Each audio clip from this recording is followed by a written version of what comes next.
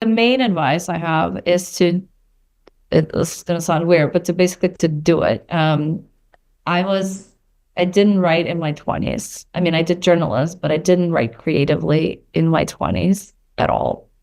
And I really regret it. I feel like I was waiting for something to happen to me, disregarding the fact that something had already happened to me that was really interesting, like, immigration, living through the 90s, crazy Soviet Union. Like a lot has happened by then. Yeah.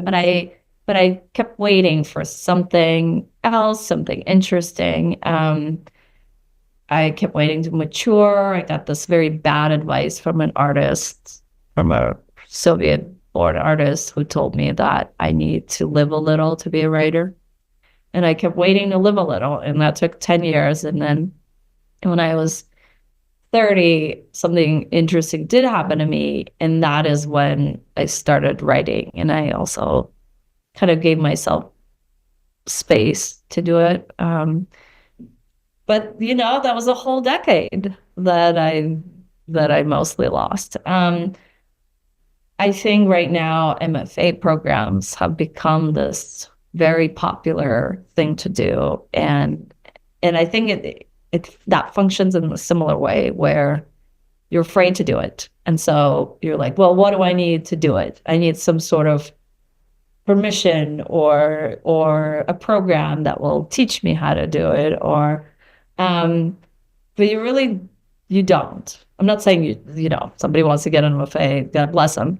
But if that's something that you're using kind of as a preventative thing from doing it, people didn't used to need an MFA to write. They just wrote, and that still works.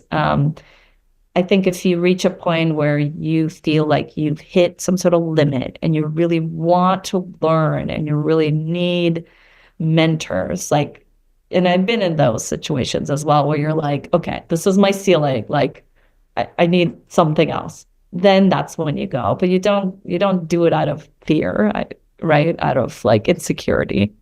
So that's my kind of big psychological advice. This is a life advice that's like super inappropriate, but I don't care. A lot of writers and artists probably, but I mostly know just writers, put their life on hold for books. They don't have kids often because they're afraid that you will never write again. Or you cannot do two things simultaneously. But I mean, everyone's life is different, right? And financial situations are different or whatever. But like, life does not end when you have a baby. You can still write a book.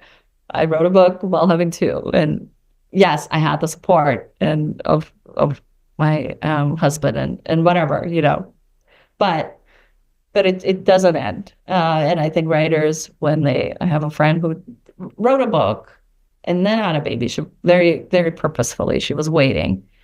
And now she's like, yeah, I could have written the book with the baby, right? So just don't put stuff on hold, I guess.